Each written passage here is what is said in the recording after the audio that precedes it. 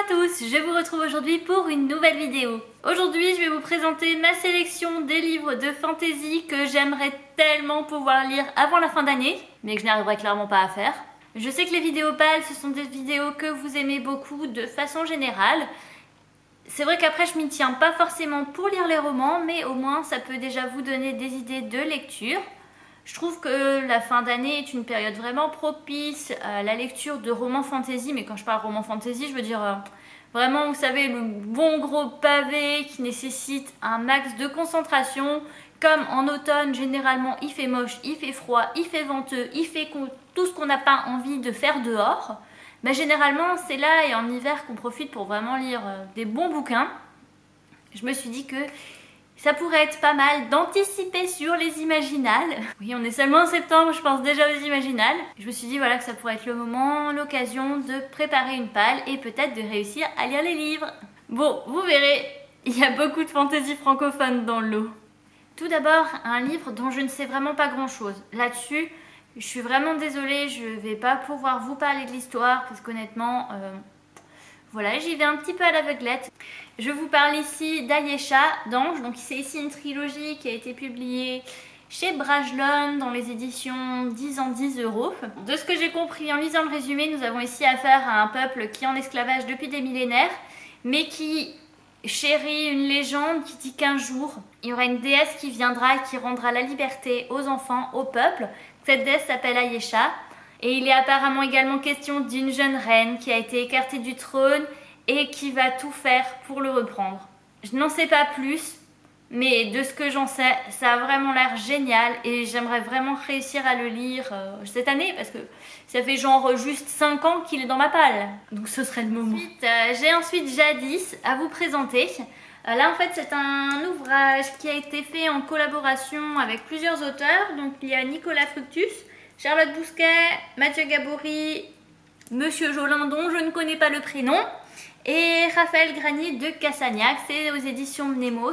C'est un ouvrage qui est paru l'année dernière. J'avais participé au financement de la campagne Ulule et je n'ai toujours pas pris le temps de le lire. Là en fait il y a vraiment plusieurs récits. C'est un jeu littéraire. C'est écrit tout petit donc c'est pas gagné, mais il y a des illustrations qui sont magnifiques. Ça fait grave envie. Et voilà, sachant que j'ai quand même participé au financement de cet ouvrage, j'ai reçu plein de trucs cool, dont la map qui fait genre la taille de mon salon. Ça pourrait être sympa quand même de le lire, parce que voilà, il y a du Charlotte Bousquet, je ne l'ai pas encore lu et apparemment c'est vraiment génial. On va continuer encore une fois par un livre dont je ne sais pas grand chose du tout, hormis que les copines l'ont lu, qu'apparemment c'est trop bien. Source des tempêtes de Nathalie Do, c'est le tome 1 du livre de l'énigme. C'est aux éditions Les Moutons Électriques. Si vous me connaissez maintenant, vous savez que j'aime beaucoup cette maison d'édition. Là pareil, hein, c'est un beau petit pavé, écrit petit, assez épais. Du coup, je peux pas trop vous en dire plus vu que je ne l'ai pas lu, mais ça a l'air génial. Et franchement, rien que pour la couverture et pour le fait que Estelle Faye nous dise: je sais déjà que je relirai ce livre. Dans 5 ans, dans 10 ans, dans 15 ans, il suffira de quelques lignes, et aussitôt, je reprendrai pied dans le monde de l'énigme. Cet univers si lumineux et si sombre qui palpite au travers de l'entrelacs des mots. Je ne sais pas quoi vous dire de plus, hormis que j'espère le lire pour pouvoir vous en parler, et au pire, il figurera dans ma sélection PAL 2017. Wouh! J'ai ensuite un tome 2 à vous présenter. J'avais lu le tome 1, j'avais adoré, mais genre coup de cœur. C'est de la fantaisie française. Il s'agit de monsieur Jean-Philippe Jaworski avec Chasse Royale. C'est le tome 2, si on veut, de Roi du Monde. C'est aux éditions Les Moutons Électriques. Pour vous remettre dans le contexte, on a tout d'abord Même pas mort, donc toujours de Jean-Philippe Jaworski. Là, c'est le premier tome. On va suivre en fait un homme du nom de Bélovèze. Son père qui est au pouvoir se fait tuer par son frère. Donc vous avez vu, la famille est très sympathique. Du coup, pour se débarrasser des héritiers, parce que forcément Bélovèze est un héritier avec son frère, leur oncle qui prend le pouvoir va les envoyer guerroyer, en espérant bien sûr qu'il se fasse tuer au combat. Malheureusement pour lui, Bélovèze n'est pas mort. Le Roi du Monde va vraiment raconter cette histoire, celle de Bélovèze. C'était un récit que j'ai vraiment adoré. J'ai adoré l'écriture de l'auteur, j'ai adoré la structure du roman, même si parfois je me perdais. Chasse royale se passe donc 9 ans après les événements de Même pas mort. La population n'est pas forcément très contente parce que apparemment il y a beaucoup de maladies, les blés, les nourritures, tout ça, ça pourrit. Les gens se meurent, famine, disette, maladie, bref, tout ça, ça fait que le dirigeant qui est au pouvoir est un petit peu dans la merdasse. Hey! Mais on dirait que ça sent la révolution dans ce tome. Voilà, on sent qu'il va y avoir une révolte.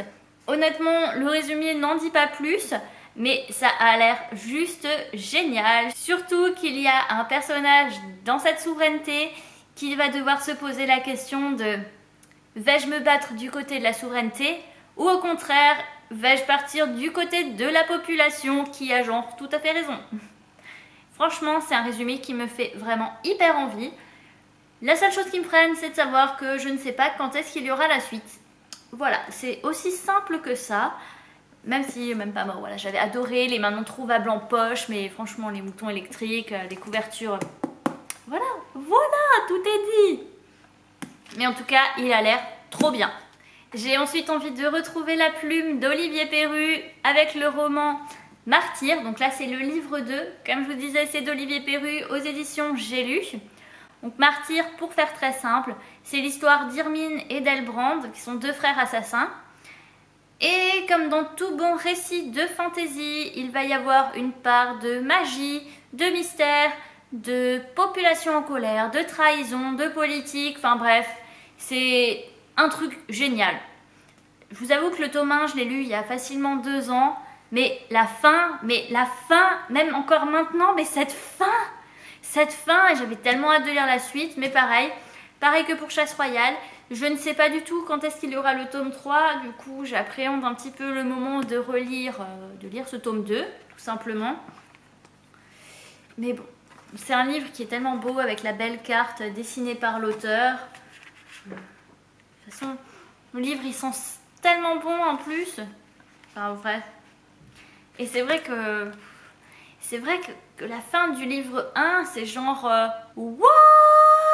Si vous souhaitez lire Martyr, je vous conseille vivement d'avoir le tome 2 avec vous. Sinon ça va pas être possible. Encore une suite que j'aimerais bien lire, surtout que j'ai le tome 3. Vous en avez déjà entendu parler, mais genre tellement de fois que vous vous doutez forcément de quoi je vais vous parler. Et oui, Le Marteau de Thor, le tome 2 de la tétralogie Origine de Stéphane Przewalski aux éditions Le Bélial. Comme vous le savez maintenant, si vous avez vu ma chaîne et vous avez déjà vu des vidéos à ce sujet, la tétralogie Origine commence en Allemagne nazie en 1939. Une mission archéologique est lancée pour essayer de retrouver une arme secrète. On va dire que il se passe plein de choses et la fin est genre un affreux cliffhanger. Je n'ai toujours pas continué cette série, mais j'aimerais vraiment lire le tome 2, surtout que là il y aura le tome 3, le tome 4 je pense qu'il paraîtra l'année prochaine. C'est un ouvrage qui se lit en plus mais vraiment bien, enfin le premier tome je sais que j'avais adoré et voilà, je ne sais pas pourquoi je ne l'ai pas encore lu. Et enfin un livre dont je ne sais pas forcément grand chose, dont je n'ai jamais lu aucun écrit de cet auteur, mais j'avais lu l'affiche aux Imaginales l'année dernière il me semble, et ça m'avait trop tenté. Je vous parle de Lionel Davoust, je ne sais pas comment on prononce, avec son roman Port d'âme aux éditions Critiques. De ce que j'ai compris, c'est un récit qui parle d'un homme, d'une ville, de complots politiques, de procédés magiques, enfin bref, le genre de truc qui me plaît de façon générale. Et voici ma petite sélection d'ouvrages que j'aimerais bien réussir à lire avant la fin d'année. Je vous avoue que c'est vraiment pas gagné, sachant le rythme de lecture que j'ai en ce moment. On va dire que les romans, c'est pas forcément ce que je lis le plus. Au contraire, je suis plus dans les comics, les mangas. Donc bon, c'est de la lecture quand même, certes, mais voilà, c'est pas des romans et voilà, tout est dit. N'hésitez pas à me dire en commentaire si vous avez lu certains de ces ouvrages, ce que vous en avez pensé, s'ils vous tentent, enfin bref.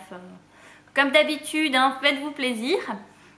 En attendant ma prochaine vidéo, je vous souhaite bien évidemment de passer une bonne semaine, d'avoir d'excellentes lectures et je vous dis à très bientôt. Bye!